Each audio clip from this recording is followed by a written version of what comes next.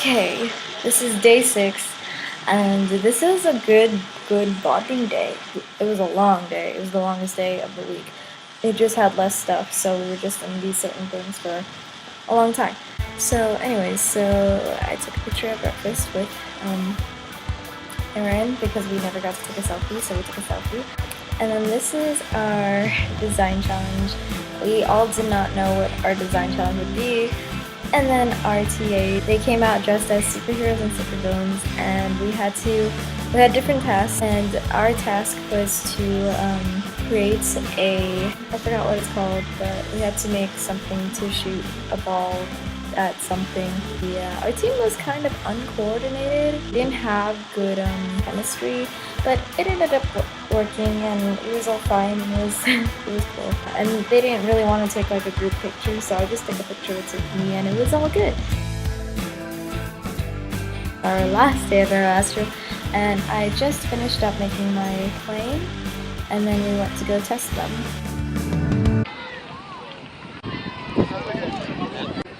BTW, my plane went the third farthest, but Rodrigo's went the farthest, and I don't know who went the second farthest because I wasn't there, but yeah. I took pictures of Rodrigo's plane because it went the farthest and I needed it for our presentation.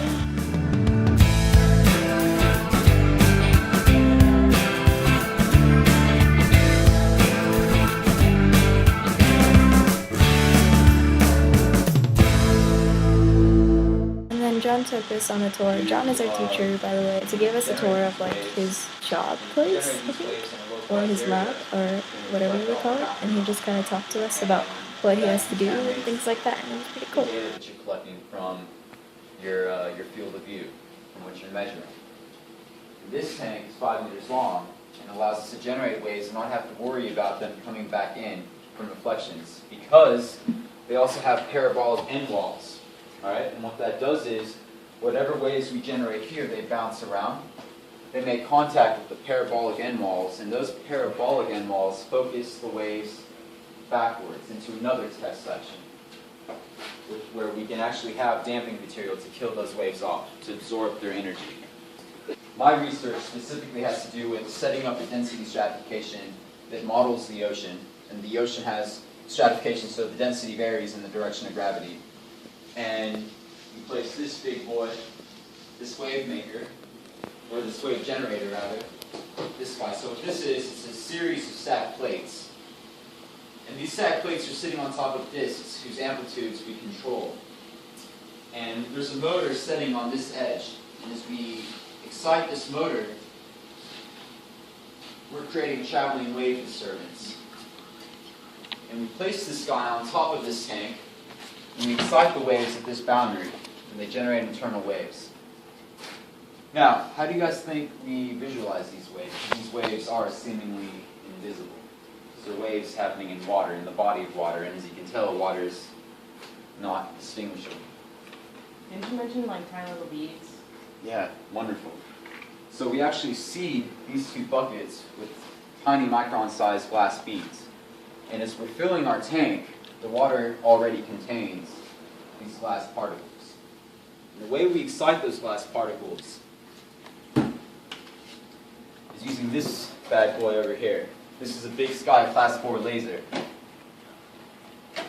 And we focus the light sheet into a plane, and we pass that plane through the tank. Yeah, what's up, Mom? How much voltage is in those lasers? It's actually joules, and I don't know exactly how many joules, but it's a lot. And it's enough to burn a hole through an eye if it's not careful. And it can actually heat your hand up. There's been a couple of times where I've had it on low energy and my fingers have accidentally crossed the path of the laser and you can feel the burn. So imagine if it's on like max power, which we need it to be if you want a high energy density light sheet. Sorry. I don't get it. How did it get from there to here? What is it?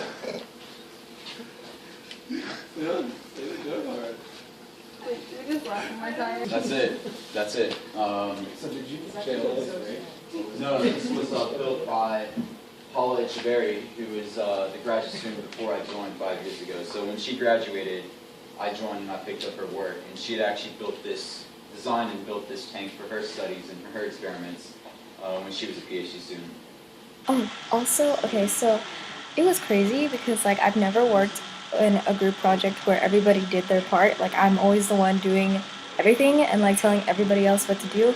So it was really cool like experiencing doing a group project with people who actually do their job. There was about like 7 or 8 people in our group, I can't really remember. We had the task of doing our presentation on our gliders, which is those planes that we made. Those are our gliders, and then the other half of our class had to do a presentation on the bottle rockets. But it was like crazy because like we basically did a 6-week long program in 1 week, and we made our presentations and everything in 2 hours. Like it was crazy. I've never been in such an efficient group, and honestly I feel like I didn't do anything because like I felt bad because I felt like I didn't really contribute as much as I could have. Each of us had like a different skill that would help our presentation. So mine just happened to be like editing videos, so I did that for our presentation, and then the other people like split up their parts and split up a slide or two to put into the PowerPoint. So each took turns and like did their own slide for the PowerPoint and stuff. And then I had like all the pictures and videos, so I edited those. And yeah, but I never made a slide, so that made me feel kind of bad.